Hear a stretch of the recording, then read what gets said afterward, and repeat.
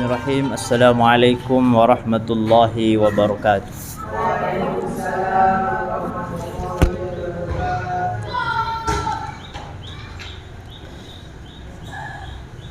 Alhamdulillahi rabbil alamin.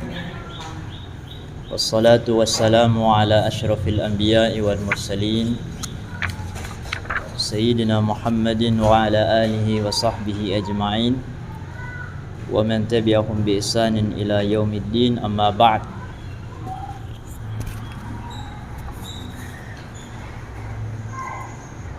Pada nomor 1 kemarin kita dinasihati oleh Syekh Ibnu Athaillah bahwa kita tidak boleh bersandar kepada amal. Kalau berhubungan dengan kehidupan duniawi, kita tidak boleh bersandar kepada usaha, perusahaan, profesi, pendapatan, gaji. Tetap Allah Subhanahu wa Ta'ala yang memberikan karunia. Pekerjaan, pendapatan itu hanya perantara saja. Tetap Allah yang memberi. Kalau berhubungan dengan akhirat, kita tidak boleh bersandar kepada amal ibadah. Kita bisa selamat nanti di akhirat, baik masuk ke dalam surga maupun selamat dari neraka, itu karena kasih sayang Allah, bukan karena hasil amalan kita. Lalu kenapa kita harus beramal? Ya karena kita hamba diperintah untuk beramal. Andai kata Allah nggak memerintahkan, kita nggak beramal. Jadi bukan hasil yang kita cari sesungguhnya, tapi karena perintah kita dari Allah Subhanahu wa Ta'ala untuk melakukan amal itu. Sehingga kalau kita beramal lalu ternyata Allah nggak memberi pahala, misalnya itu nggak jadi masalah. Atau misalnya kita beramal ternyata Allah menolak amal itu,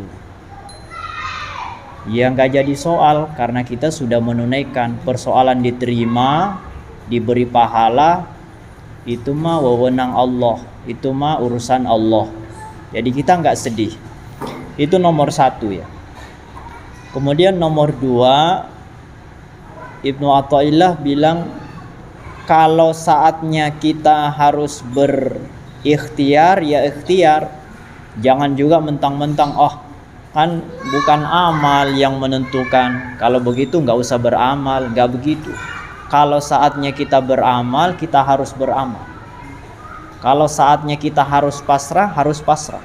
Nggak boleh kita ngatur-ngatur. Saatnya kita beramal, kita pasrah saja.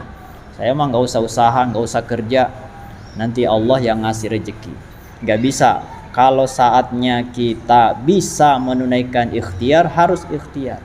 Tapi ada saatnya kita nggak bisa. Misalnya kita sakit, atau kita nggak bisa melakukan apa-apa, kita lumpuh segala macam, ya harus pasrah. Kita juga nggak boleh maksakan harus kerja, gitu ya. Jadi kita harus posisikan diri di mana saatnya kita boleh kerja, boleh ikhtiar, ikhtiarlah. Di mana saatnya kita harus pasrah, ya pasrah saja ke Allah. Seperti kemarin kita contohkan saat kita naik pesawat, ya kita pasrah saja. Mudah-mudahan Allah selamatkan perjalanan kita.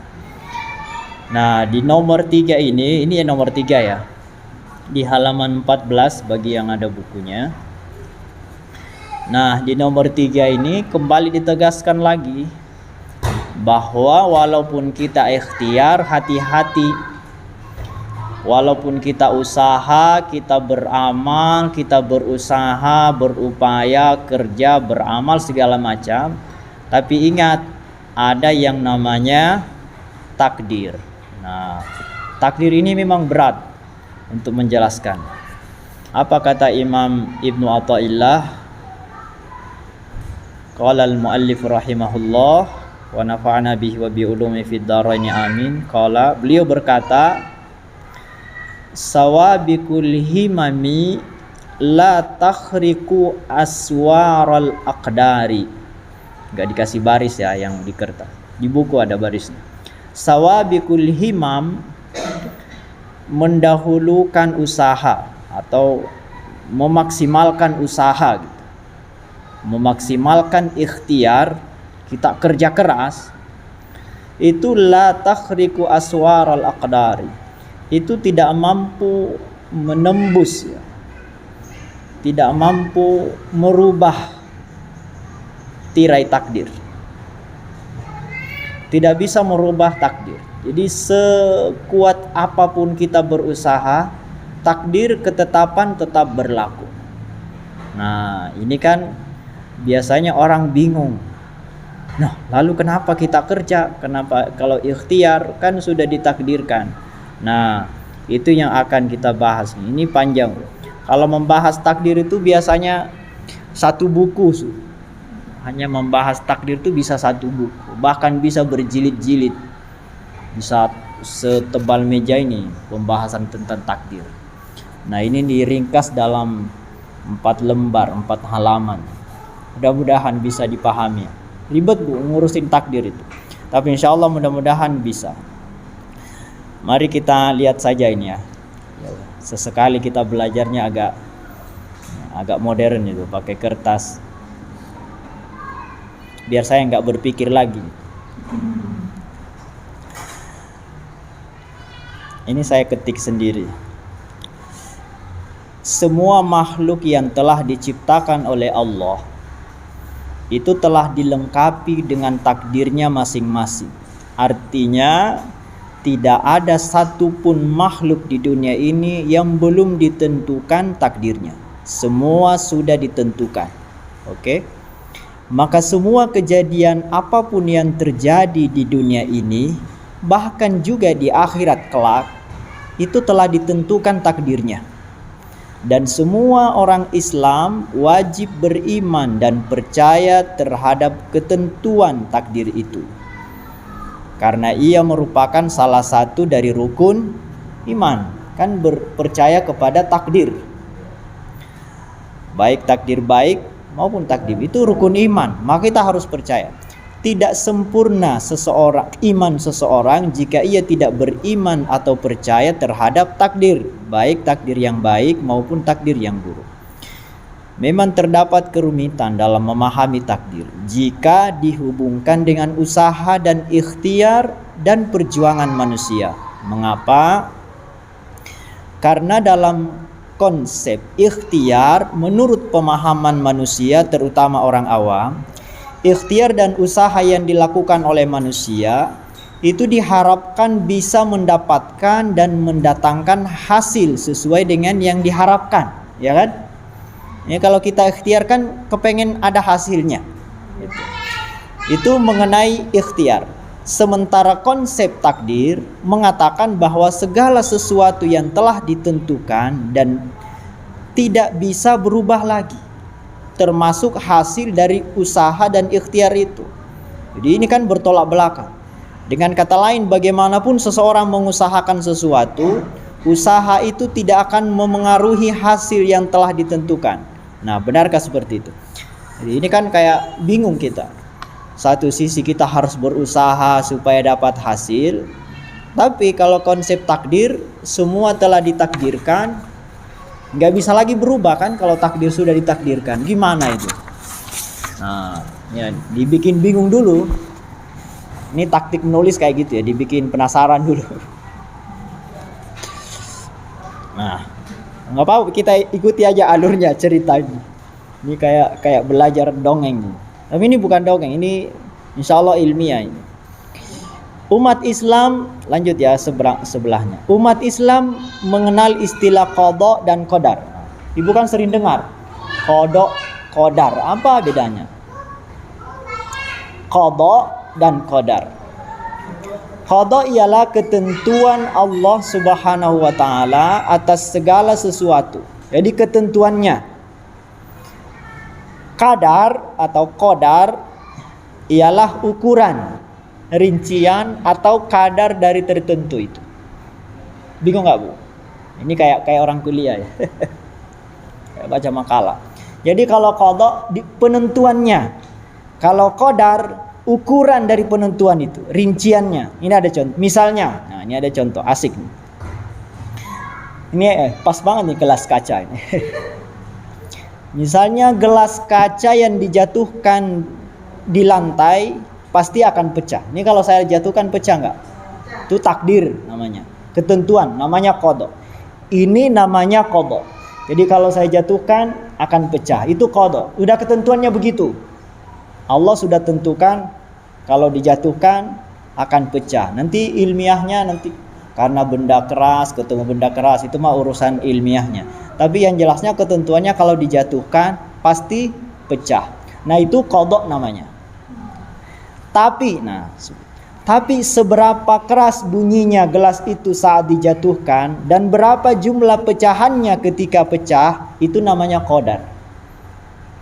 Jadi pecah itu qada. Berapa pecahannya itu namanya qadar. Jadi qadar itu ya kadar. Ukurannya, rinciannya gitu. Bunyinya berapa keras bunyinya. Jadi qadar itu lebih terperinci. Jelas ya Bu? Ya bisalah paham. Gak apa-apalah bingung-bingung sedikit. Kan jarang-jarang dengar penjelasan kayak gini, jelimet. Jadi kalau dijatuhkan pecah namanya qada, jumlah pecahannya namanya qadar. Itu sudah ditentukan tuh sama Allah. Ini kalau saya jatuhkan pecahnya berapa? Semua udah ditentukan. Cuma dibagi saja. Pecahnya adalah qada, jumlah pecahannya adalah qadar. Contoh lain. Ini contoh yang pertama tadi. Contoh lain. Semua manusia yang hidup di dunia ini pasti akan meninggal atau wafat. Ini adalah qada. Semua itu kan sudah dipastikan. Semua orang pasti meninggal atau wafat. Ini adalah qada. Tapi berapa tahun dan berapa hari umur seseorang akan wafat, ini adalah qadar. Jadi jumlahnya, rinciannya berapa hari, berapa lama dia hidupnya. Itu namanya qadar. Jadi qada adalah ketentuannya, sementara qadar adalah kadar atau rinciannya. Gabungan antara qada dan qadar inilah yang disebut dengan takdir. Jadi takdir itu ya semuanya. Ditentukan akan ngapain dan berapa jumlahnya kalau dia terjadi. Misalnya kita jalan, tiba-tiba ada orang kecelakaan, itu sudah takdir. Qadanya dia kecelakaan, nanti sakitnya berapa, lukanya berapa, sakitnya berapa hari baru sembuh, semuanya rinciannya itu semua itu namanya qadar. Nah, jelas ya, ini qada dan qadar biar bisa dibedakan. Ayat-ayat tentang takdir dalam Quran sangat banyak. Misalnya wa khalaqa kulla syai'in faqaddarahu taqdira. Allah menciptakan segala sesuatu lalu menetapkan takdirnya. Atau firman Allah di surah Al-A'la, walladzi qaddara fahada. Qaddara dialah yang menetapkan takdir, fahada lalu memberi hidayah. Di surah Al-Mursalat, faja'alnahu fi qararin makin ila qadarin ma'lum faqadarna fa ni'mal qadirun. Lalu kami letakkan janin itu di dalam tempat yang kokoh, yaitu rahim, hingga ila qadarin ma'lum. Qadarin ma'lum beberapa hari yang ditentukan, berapa waktu. Jadi waktu yang ditentukan namanya qadar. Lalu kami tentukan bentuknya dan kamilah sebaik-baik yang menentukan. Jadi banyak ayat-ayat tentang takdir. Nah sekarang gini, pertanyaannya, kalau memang semua telah ditentukan takdirnya, lalu apa gunanya manusia melakukan ikhtiar dan usaha? Nah inilah pertanyaan yang mendasar dan paling banyak ditanyakan orang saat membicarakan takdir. Ini ada contoh riwayat. Suatu ketika Sayyidina Umar bin Khattab radhiyallahu an, itu diceritakan beliau akan berkunjung ke suatu daerah ketika menjadi khalifah. Lalu beliau dapat kabar bahwa daerah yang beliau datangi ternyata dilanda wabah. Jadi kayak sekarang tuh ada corona ya, mungkin dulu bukan corona namanya, nggak tahu, wabah pokoknya, ada penyakit. Jadi dari dulu tuh ada pandemi. Tapi nggak tahu apakah Sayyidina Umar pakai masker juga nggak tahu. Nah beliau dapat kabar daerah yang mau didatangin itu ada penyakit wabah yang menular. Mendengar kabar itu beliau membatalkan keberangkatannya. Kalau gitu ya nggak jadi berangkat. Lalu orang-orang bertanya kepada beliau, apakah Anda lari dari takdir Allah? Biasa kan? Kenapa? Wahai khalifah, kan sudah takdir, kalau takdirnya mati ya mati. Ngapain? Kenapa membatalkan? Kan kalau berangkat saja, kalau nggak mati ya nggak mati. Ngapain pakai masker gitu? Ngapain tinggal di rumah? Mungkin sekarang ngapain jaga jarak? Kalau mati ya mati. Ternyata Sayyidina Umar juga menghindar dari bahaya itu. Lalu orang nanya, kenapa engkau lari dari takdir Allah? Ini jawaban Sayyidina Umar apa? Kata beliau, aku lari dari satu takdir menuju takdir yang lain. Coba direnungkan ya. Aku lari dari satu takdir menuju takdir yang lain. Demikian pula Sayyidina Ali bin Abi Thalib radhiyallahu anhu ketika tiba-tiba berlari menghindar dari sebuah tembok yang akan roboh. Ketika beliau ditanya, apakah Anda lari dari takdir Allah? Beliau menjawab, aku lari dari satu takdir ke takdir yang lain. Nah, dari kedua riwayat ini kita dapat menyimpulkan bahwa takdir itu ada yang bisa dipilih. Katanya tadi kan aku lari dari satu takdir ke takdir yang lain. Berarti ada takdir yang bisa dipilih. Dan jika seseorang memilih suatu takdir, bukan berarti ia keluar dari takdir itu atau bahkan merubah takdir. Bukan merubah takdir, tetapi hanya berpindah dari satu takdir ke takdir yang lain. Jelas Om? Jadi bukan kalau kita misalnya lapar terus makan, itu bukan ngapain makan, kan kalau takdirnya kenyang sendiri. Betul, kalau saya nggak makan saya lapar, itu takdirnya saya lapar. Tapi ketika saya makan ya takdir juga, ya saya pilih takdir yang kenyang. Nanti dijelaskan. Ketika Sayyidina Umar tetap berangkat, ini diandaikan saja. Ketika beliau tetap berangkat dan ternyata ditakdirkan terkena wabah, itu adalah takdir. Jadi kalau Sayyidina Umar, biarin aja, walau ada wabah nggak apa-apa, dia tetap berangkat. Dan ternyata ketika andaikan beliau sakit, tertular, itu takdir. Tetapi ketika beliau memilih batal berangkat dan akhirnya selamat dari wabah, itu juga takdir. Jadi sama saja, semuanya takdir. Jadi kita boleh memilih takdir yang mana. Keduanya adalah takdir. Kedua-duanya adalah takdir. Manusia dipersilahkan memilih salah satu melalui ikhtiar yang mampu ia lakukan. Asik ya? Kayak orang kuliah. Ibu-ibu lagi kuliah ini. Demikian pula Sayyidina Ali radhiyallahu anhu tidak menghindar. Andai kata beliau tidak menghindar dari tembok yang mau roboh atau yang akan roboh dan akhirnya tertimpa reruntuhan, itu adalah takdir.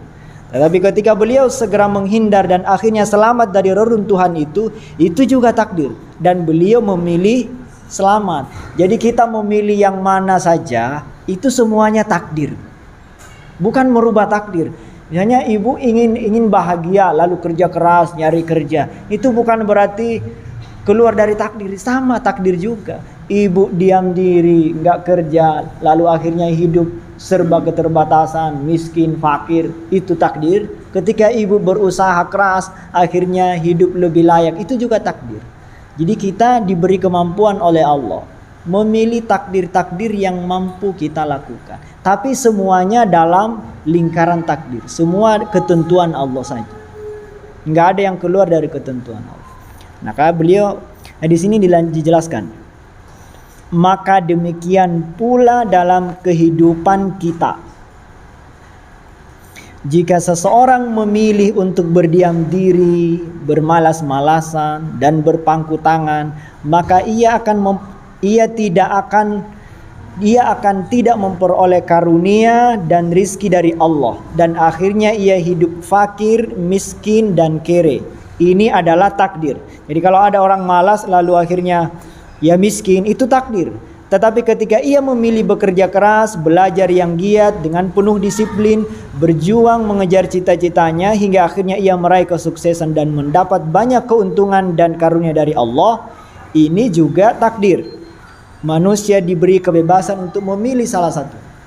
Jadi bebas kita memilih. Jadi kerja itu bukan keluar dari takdir, tapi hanya berpindah dari satu takdir ke takdir yang lain. Kehidupan di akhirat juga sama. Manusia diberi kebebasan dan kemampuan untuk berikhtiar memilih takdir yang ia kehendaki. Jika ia memilih tidak melakukan ketaatan selama hidup di dunia ini, bahkan ia justru melakukan pelanggaran-pelanggaran, dosa-dosa dan maksiat, hingga pada saatnya nanti di akhirat ia akan merasakan siksa sebagai akibat dari perbuatannya di dunia. Ini adalah takdir. Tetapi ketika ia hidup di dunia ini, ia memilih dengan penuh ketaatan dan menjalankan perintah-perintah Allah dan menjauhi larangan-larangannya, hingga di akhirat kelak ia merasakan nikmat dan kebahagiaan sebagai akibat dari perbuatannya di dunia. Ini juga adalah takdir. Jadi sekali lagi, dua-duanya adalah takdir yang manusia diberi kebebasan dan kemampuan untuk memilih. Inilah yang dimaksud oleh firman Allah, innallaha la yughayyiru ma biqaumin hatta yughayyiru ma bi anfusihim. Ini kurang mim. Anfusihim. Sesungguhnya Allah tidak akan merubah apa yang ada pada suatu kaum sampai kaum itu yang merubah apa yang ada pada diri mereka. Ini ayat biasanya diterjemahkan nasib. Sesungguhnya Allah tidak merubah nasib suatu kaum sebelum kaum itu merubah nasib mereka sendiri.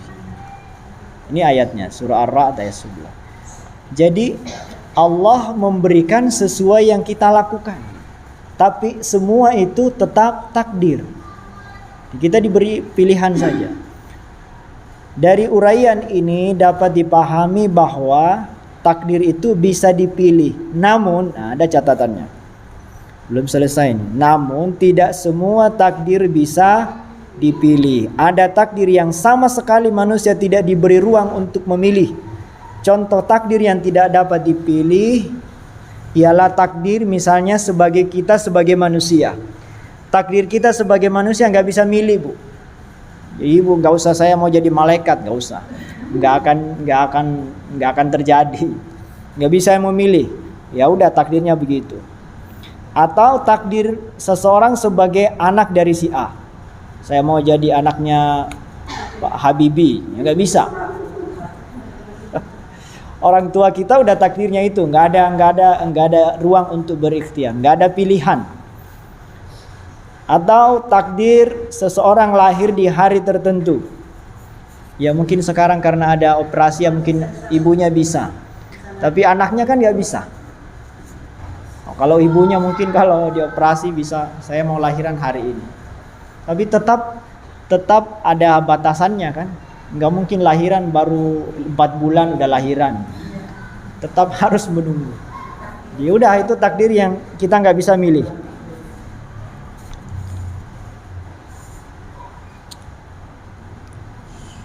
Artinya seseorang tidak bisa berikhtiar untuk mengubah dirinya sebagai malaikat atau menjadi hewan, gak bisa. Takdirnya sebagai manusia tidak bisa memilih. Demikian pula hewan tidak bisa berubah menjadi manusia. Demikian pula seseorang tidak bisa memilih orang tua dan tanggal lahir. Karena itu dapat disimpulkan bahwa takdir itu ada dua macam. Ada takdir yang bisa dipilih dan ada yang tidak bisa dipilih. Takdir yang bisa dipilih namanya takdir mu'allaq. Mu'allaq itu artinya bergantung. Jadi ada yang mempengaruhi. Dan takdir yang tidak bisa dipilih namanya takdir mubram. Ini kayaknya salah ketik ya, mubah. Bukan mubram, mubham. Salah ketik. Pakai ha, bukan mubram, mubham. Ha pakai mubham. Mubham ya.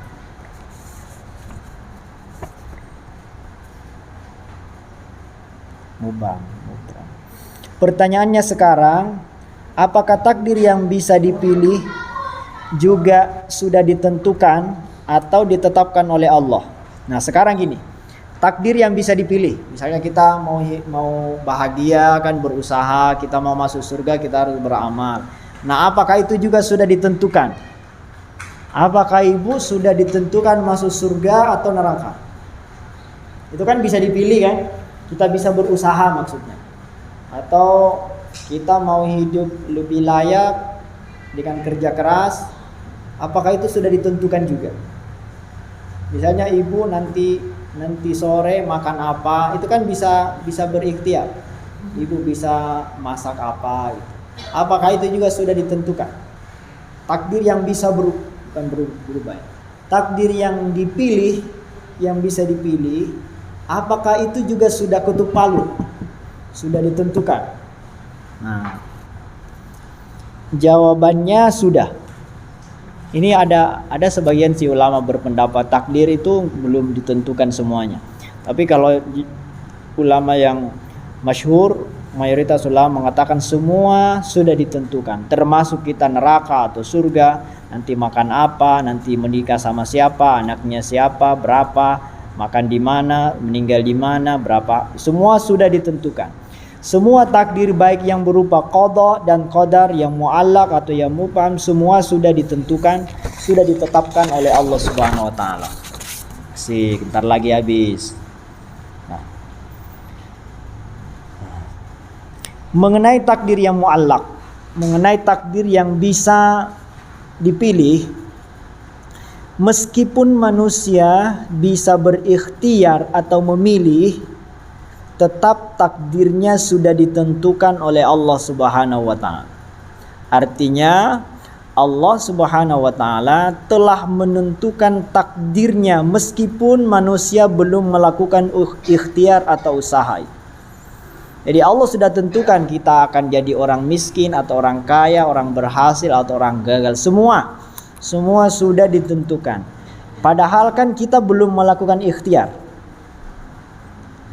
Ini bisa terjadi. Kenapa kok Allah menentukan? Kita kan belum melakukan, misalnya belum lahir atau baru lahir sudah ditentukan jodohnya siapa, nanti dia jadi polisi atau tentara, kan sudah ditentukan. Tapi kan anaknya baru lahir. Kenapa sudah ditentukan? Kan belum terjadi. Ikhtiarnya kan belum dilakukan. Jawabannya di sini. Ini bisa terjadi karena Allah Subhanahu wa taala Maha mengetahui. Kan Allah tahu ini anak nanti akan berusaha jadi tentara, udah ditakdirkan jadi tentara. Ini anak nanti akan mondok, maka dia jadi ustadz, jadi apa lagi. Ini nanti akan jadi belajar di kedokteran, maka dia jadi dokter. Semua Allah sudah tahu ini anak akan jadi apa, orang ini akan melakukan apa. Termasuk ibu sudah ditentukan nanti sore makan apa, nanti malam makan apa, karena Allah sudah tahu ibu nanti masak apa, akan dibimbing ke pasar mana gitu, beli apa gitu. Allah sudah tahu semua itu walaupun belum terjadi. Namanya Allah sudah tahu, sehingga dia sudah tahu bahwa seseorang kelak nanti melakukan ikhtiar atau tidak. Allah juga mengetahui seberapa besar ikhtiar yang dilakukan manusia, bahkan lebih dari itu. Termasuk surga neraka, Allah bisa menentukan ini masuk surga atau neraka karena Allah sudah tahu nanti ini akan beramal atau enggak. Karena Allah sudah tahu. Kalau kita kan nggak tahu besok saya sholat apa enggak, kan nggak tahu. Kalau Allah kan tahu besok kita sholat apa enggak. Jadi gampang saja Allah menentukan walaupun belum terjadi. Tuh. Bahkan sebenarnya Allah Subhanahu wa taala tidak harus mempertimbangkan ikhtiar yang dilakukan manusia. Allah menentukan takdirnya sekehendak Dia. Misalnya kita kerja keras, kita rajin beramal, apakah Allah harus memasukkan ke dalam surga? Enggak harus, suka-suka Allah gitu. Jadi walaupun kita berusaha, berupaya, Allah itu tetap pemegang kendali yang menentukan. Enggak bisa kita, ya Allah saya kan beramal harus dong masuk surga, nggak bisa. Allah tetap yang menentukan walaupun kita berusaha. Jadi usaha kita itu nggak bisa nggak bisa mempengaruhi Allah gitu. Terserah dia. Kita hanya beramal saja, bukan untuk ngurus ini. Apalagi merubahnya, nggak mungkin kita ikut merubah ketentuan Allah. Mempengaruhi saja enggak. Jadi kita beramal. Adapun ikhtiar, terus apa gunanya ikhtiar kita? Nah di sini. Adapun ikhtiar yang dilakukan oleh manusia itu hanya sekedar melakukan kewajiban yang diperintahkan oleh Allah Subhanahu wa taala, tidak lebih dari itu. Kita kan disuruh melakukan, ya udah lakukan. Kita disuruh beribadah, ya udah ibadah. Kita disuruh bekerja, ya bekerja. Kita disuruh mengabdi kepada suami, ya mengabdi. Mengabdi kepada anak, istri, keluarga, ya mengabdi. Ya lakukan itu saja. Mengenai nanti akhirnya kan itu urusan Allah. Mengenai persoalan nanti Allah akan menilai atau mempertimbangkan atau tidak, itu terserah Allah Subhanahu wa taala. Kalaupun Allah mempertimbangkan, misalnya kita kerja keras atau kita ibadahnya banyak gitu. Kalaupun Allah mau mempertimbangkan atau mau melihat ikhtiar yang kita lakukan, tetap saja tidak akan keluar dari takdirnya Allah. Karena semua pilihan takdir yang diupayakan oleh manusia, semuanya berada dalam lingkaran takdirnya. Tidak ada yang di luar takdir. Jadi misalnya kita berusaha, kerja keras, beramal soleh, ya kan tetap takdir Allah juga. Jadi nggak bisa Allah dipengaruhi karena Allah sudah menentukannya. Kalaupun kita berpindah, ya tetap dalam lingkaran takdirnya. Tetap nggak akan berubah karena Allah telah menentukan. Jadi kalaupun kita berpindah dari satu takdir ke takdir yang lain, kita jadi orang berusaha untuk jadi orang yang sukses, dan Allah menakdirkan kita jadi sukses, itu kan tetap takdir Allah juga. Jadi tetap Allah yang menentukan. Walaupun kita berikhtiar, ikhtiar itu hanya pindah-pindah saja. Tetap Allah yang menentukan. Nah, inilah firman Allah Subhanahu wa taala, "Wa ma tasyauna illa ayyasha Allah." Dan tidaklah kalian menghendaki kecuali apa yang dikehendaki oleh Allah. Jadi gini Bu, mungkin Ibu agak bingung. Gimana ya memahaminya? Kan kita berusaha, kita beramal. Lalu Allah menentukan. Berarti kan Allah menentukan sesuai ikhtiar kita itu. Iya kan? Allah menentukan misalnya kita jadi orang sukses atau di akhirat kita masuk surga. Berarti kan sesuai amal kita. Berarti Allah melihat amal kita. Berarti yang mempengaruhi Allah atau amal? Bingung kan? Misalnya gini, yang memasukkan surga adalah Allah. Tapi kan Allah melihat amal kita. Ini orang sholat gak sih? Ini orang puasa gak sih? Beramal atau tidak? Banyak dosanya atau enggak? Berarti amal ini mempengaruhi. Berarti Allah memasukkan surga sesuai amal. Berarti yang memasukkan surga kita Allah apa amal? Tetap Allah. Jadi Allah itu bebas mau melihat amal atau enggak, terserah Allah. Jadi kita serahkan ke Allah ya. Jadi ibu kalau sholat ya Allah, kalaupun engkau memasukkan surga karena sholatku, ya terserah engkau. Kalaupun engkau masukkan surga bukan karena sholat, ya suka Allah saja. Jadi kita enggak ngurusin amal ini jadi sebab atau enggak. Tetap Allah yang menentukan. Mau Allah lihat amal kita atau tidak, kan enggak jadi masalah. Bahkan Nabi sudah jelaskan dalam hadis yang populer itu. Kata Nabi, semua orang masuk surga bukan karena amalnya, tapi karena rahmat Allah. Itu sampai sahabat nanya, Bu, walaupun engkau ya Rasulullah. Jadi kata Nabi, orang masuk surga karena rahmat Allah, bukan karena amalnya. Lalu sahabat nanya, walaupun engkau ya Rasulullah, engkau kan amalnya banyak, masa masuk surga bukan karena amal panjenengan gitu. Lalu kata Rasulullah, wa ana, ya walaupun saya masuk surga karena rahmat Allah, bukan karena amal saya. Rasulullah loh, apalagi kita. Jadi tetap Allah yang membuat semua, Bu. Jadi semua ikhtiar nggak bisa merubah takdir. Kalaupun bisa kelihatannya berpengaruh, itu bukan berpengaruh, hanya berpindah saja. Karena kalau bukan takdir, tidak mungkin kita bisa melakukan ikhtiar, upaya. Biasanya ibu nanti makan apa contohnya? Makan bakso atau makan yang enak-enak apa gitu. Makan soto Betawi, soto Lamongan. Nah, ini kalau yang terlambat nih Takdirnya udah takdirnya begitu.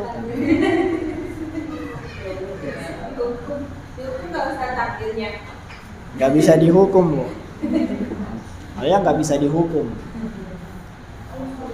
Alianya kayaknya baru bangun ya. Tidur ya. Ditungguin. Jadi sebenarnya gampang memahami takdir itu, gampang sekali. Yang penting Allah menentukan. Tugas kita melakukan ikhtiar saja. Kalaupun Allah mempertimbangkan ikhtiar kita, ya terserah dia, terserah Allah. Yang penting mah kita beramal. Sama seperti orang tua misalnya. Ada orang tua yang anaknya rajin gitu. Setiap disuruh nggak pernah membantah. Setiap disuruh anaknya nggak patuh, selalu taat. Nah, nanti terserah orang tuanya mau memberikan apresiasi terhadap anaknya karena kepatuhannya, atau orang tuanya menentukan takdirnya sendiri, memberikan anaknya nggak mau ngasih apa-apa terhadap anaknya, suka terserah orang tuanya. Jadi anak ini beramal saja patuh karena dia seorang anak, bukan karena mengharap pemberian dari orang tuanya. Sama kita ke Allah. Jadi walaupun Allah menentukan takdir, tetap kita harus melakukan amal dengan maksimal. Sekali lagi dengan maksimal. Nggak boleh berpangku tangan, kan sudah ditentukan takdirnya. Nggak bisa. Karena Allah Subhanahu wa ta'ala menyuruh kita melakukan ikhtiar. Dari Allah menyuruh saja, kalau Allah nyuruh nggak mungkin Allah menyia-nyiakan gitu. Allah pasti tetap mempertimbangkan. Kalaupun Allah nggak mempertimbangkan, ya terserah Allah. Kita nggak ada urusan. Makanya kenapa takdir itu agak rumit ya memahaminya, karena memang bukan urusan kita. Kita nggak, makanya dalam Islam kita disuruh percaya, bukan disuruh mikirin takdir itu, karena ribet loh mikirin takdir itu ribet. Kita udah percaya saja, kalau udah kejadian udah itu ketentuan dari Allah, udah cukup. Nggak perlu ini saya akan melakukan gini-gini, kenapa Allah, kenapa? Nanti banyak protes ke Allah karena nggak paham terhadap takdir. Jadi orang yang paham takdir bahwa segala sesuatu sudah ditentukan oleh Allah, walaupun kita berikhtiar, ikhtiar itu bukan penentu, tetap Allah penentu. Ikhtiar itu hanya kewajiban kita saja. Kalaupun dipertimbangkan oleh Allah, ya terserah Allah. Kalaupun Allah nggak mempertimbangkan, mungkin dengan hasil yang lain. Misalnya gini, seorang petani kerja keras, menggarap sawah, nanam padi, jagung gitu. Itu kan ikhtiar, lakukan segala yang dia mampu. Ternyata ada hama atau banjir, akhirnya gagal panen semuanya. Berarti Allah nggak memberikan hasil kepada petani. Pertanyaannya, apakah Allah tidak menghargai kerjanya petani? Kan masa kerja nggak ada hasilnya? Allah tetap menghargai. Allah pasti tetap menghargai. Mungkin dengan cara yang lain. Mungkin nggak dapat hasil dari itu, dari hasil yang lain. Mungkin anaknya berhasil jadi tentara, jadi polisi. Apa yang kemarin viral itu, tukang apa? Yang anaknya jadi itu yang sampai cium kakinya itu karena senangnya. Tukang angkot ya, yang anaknya jadi polisi, sampai dicium-cium kaki anaknya. Anaknya yang cium kakinya orang tua. Bahagia sekali anaknya bisa lulus jadi polisi. Ya mungkin dari situ, mungkin ya ikhtiarnya nanam padi gagal, Allah ganti dengan yang lain. Jadi persoalan hasil itu terserah Allah bentuknya kayak apa. Makanya kita nggak perlu mikirin saya sholat pahalanya apa. Itu terserah Allah saja. Bapak, ibu, misalnya ibu berinfak, ya nggak usah ditungguin ini pahalanya bentuknya apa, pahala atau apa. Termasuk kalau kita niatkan, misalnya Allah ini adik saya sakit atau orang tua saya sakit, saya infak. Mudah-mudahan dengan infak ini adik saya sembuh, ternyata orang tuanya malah meninggal. Wah, berarti Allah nggak memperhatikan dong. Allah nggak menilai apa infak saya, sedekah saya. Mungkin Allah ganti dengan yang lain. Mungkin dengan infak itu orang tuanya diambil oleh Allah supaya bisa tenang di sana, bahagia di sana. Anaknya juga udah nggak repot di dunia ini ngurusin orang tua. Orang tuanya udah tenang di alam sana. Jadi banyak cara Allah mengganti ikhtiar yang dilakukan oleh manusia. Nggak mesti sesuai dengan harapan kita. Jadi Allah itu jangan didikte. Allah lebih tahu. Maka sekeras apapun ikhtiar kita, nggak bisa menembus tirai takdir. Takdir mah tetap berlaku, tapi ikhtiar kita tetap harus maksimal. Karena itu untuk mencari ridha Allah. Bisa ya dipahami. Ini harusnya berjilid-jilid bu bukunya ya, biar bisa paham takdir tuh. Saya pernah dulu di S1 disuruh bahas takdir di kuliah, bingungnya bukan main. Apa? Sulit ya menjelaskan. Tapi kalau kita paham, udah sederhana. Dan kalau ibu bingung gimana takdir ini, takdir dan ikhtiar, sudah percaya saja dan lakukan ikhtiar. Memahami takdir itu bukan untuk bersantai-santai dan malas-malas. Bahkan di kitab Minhajul Abidin itu ada poin bu, setan itu bisa menggoda manusia lewat takdir. Sekali lagi, setan itu bisa menggoda manusia pakai takdir. Kan ada di kitab itu, di Minhajul Abidin ada 7 step setan menggoda manusia. Pertama, supaya kita nggak beramal. Itu cara iblis tuh. Cara iblis mencelakakan kita. Disuruh nggak beramal, nggak usah beramal. Santai-santai aja, nggak usah sholat, capek, santai saja. Yang kedua, kalaupun kamu mau sholat, ntar saja. Jadi nggak bisa membuat kita nggak sholat, tapi disuruh nunda. Nah, biasanya kita banyak kena di sini. Sholat sih tetap, cuma ntar aja. Itu cara jurus kedua. Nah jurus ketiga kata iblis, kalau kamu nggak sholat, nggak bisa nunda, disuruh buru-buru. Kalau itu ya sholat ya, tapi cepat-cepat. Aduh, jadi kalau disuruh lambat, disuruh nunda, nggak berhasil, iblis tuh nyuruh buru-buru. Udah sholat cepetan, biar segera itu sinetronnya udah mau main gitu. Cepetan gitu, udah ada mau belanja kemana, jalan kemana gitu. Nanti ada yang nyariin, macam-macam lah alasannya. Sekarang kan udah nggak ngetren ya nonton sinetron ya. Kalau orang dulu kan sinetron lagi iklan sholat isya gitu. Lagi rakaat ketiga iklannya udah selesai, buru-buru. Jadi disuruh nggak sholat, disuruh nunda, ketiga disuruh buru-buru. Jadi buru-buru ini jurus ketiga. Nah, kalau jurus ketiga disuruh buru-buru nggak berhasil, orang ini tetap sholatnya pelan-pelan. Itu jurus keempatnya keluar. Kata iblis, udah nggak apa-apa, sholatmu pelan-pelan. Tapi, sholatmu kok bagus banget ya. Kamu kayaknya orang yang paling solehah di komplek ini. Kita dibikin sombong. Di kompor-komporin, wah sholatmu bagus, kayaknya cuman kamu deh yang bagus sholatnya, kamu kayaknya layak, udah pasti masuk surga lah. Jadi kita jadi sombong ya, sama juga rusak juga tuh.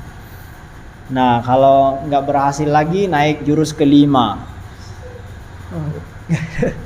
Setan itu nggak habis cara ya, caranya tuh nggak ada selesainya. Jurus kelima, kita dianggap disuruh ujub. Ujub itu beda dengan sombong. Ya, kalau sombong itu merasa lebih dari orang lain. Kalau ujub itu takjub terhadap diri sendiri. Lupa kalau dia sholat karena karunia Allah. Ya, dia anggap saya sholat, saya puasa, saya ngaji, Ya karena saya orang soleh, karena saya ya layak mendapatkan itu. Jadi memuji diri sendiri. Nah kalau itu nggak berhasil, naik lagi itu. Ini cara yang keenam. Setan tuh pakai takdir. Apa? Pakai takdirnya. Kata setan, tong dengerin. Kamu itu kan harus beriman pada takdir. Takdir itu kan sudah ditentukan sama Allah. Nah kalau kamu ditentukan masuk surga, walaupun gak sholat mah tetap surga tong. Kata setan gitu. Kalau takdirmu surga, walaupun gak sholat ya tetap surga. Tapi kalau takdirmu masuk neraka, sebanyak apapun sholatmu mah tetap neraka. Jadi nggak perlu repot sholat. Yang penting takdirmu neraka ya tetap aja neraka. Itu kata iblis. Bukan takabur, tapi ya tertipu oleh takdir aja. Jadi kata setan, kalau takdirmu surga, ya walaupun kamu nggak sholat ya tetap masuk surga. Kalau takdirmu neraka, sebanyak apapun sholatmu ya tetap masuk neraka. Jadi mending gak usah sholat. Itu bahayanya ya kalau ngaji takdir nggak kelar, nggak selesai. Bisa dijadikan iblis. Iblis bisa menjadikan itu sebagai jebakan. Terus gimana dong? Cara menyikapinya? Cara menyikapinya adalah katakan kepada diri kita sendiri dan kepada setan, Tan, dengerin Tan, sini Tan. Oke, kamu bilang kalaupun masuk surga sudah ditentukan, walaupun gak sholat tetap masuk surga. Kalau saya masuk neraka, takdirnya neraka, walaupun sholat tetap masuk neraka. Dengerin Tan, dengerin. Gitu. Saya diperintahkan sholat selama hidup di dunia ini karena tugas saya sebagai hamba. Persoalan nanti masuk neraka, masuk surga itu bukan tugas saya Tan. Dengerin Tan. Jadi kalau saya takdirnya masuk neraka, walaupun sholat saya banyak, bodoh amat. Saya mah tetap sholat. Karena saya sholat bukan untuk masuk surga, bukan untuk selamat dari neraka. Saya sholat karena saya hamba Tan. Gitu. Nanti setannya waduh. Gawat ini ibu ini. Gimana caranya? Gitu. Jadi udah, kita itu jangan terlalu banyak mikirin takdir. Nanti itu ditipu sama setan, digelincirkan. Ya mending patuh saja, dengarin saja. Beriman, udah percaya, ikhtiar maksimal, udah terserah, serahkan kepada Allah. Dan itu kalau sudah terjadi, nggak usah protes, kenapa begini ya Allah, saya udah maksimalkan usaha saya tapi kok hasilnya kok begini-begini. Nggak usah ditanyain, udah kita kan sudah ikhtiar, itu terserah Allah saja. Enak orang yang percaya sama takdir, memahami takdir dengan baik, enak. Hidupnya nggak akan repot, nggak akan protes, nggak akan banyak maunya. Yang penting ikhtiar sudah dilakukan, kecuali kalau nggak ada ikhtiar. Wallahu ta'ala alam. Jadi tugas manusia hanyalah melakukan ikhtiar dengan semaksimal mungkin sesuai kemampuan yang dimiliki. Adapun mengenai takdir dan hasilnya itu sepenuhnya wewenang Allah Subhanahu wa taala sepenuhnya. Udah double nih sepenuhnya. Manusia tidak perlu memikirkan apalagi mengurusi takdir karena itu bukan tugasnya dan bukan urusannya. Sekali lagi itu urusan Allah Subhanahu wa taala. Tugas dan urusan manusia adalah melakukan ikhtiar atau melakukan amal dan menerima apapun takdir yang telah terjadi pada diri. Wallahu a'lam.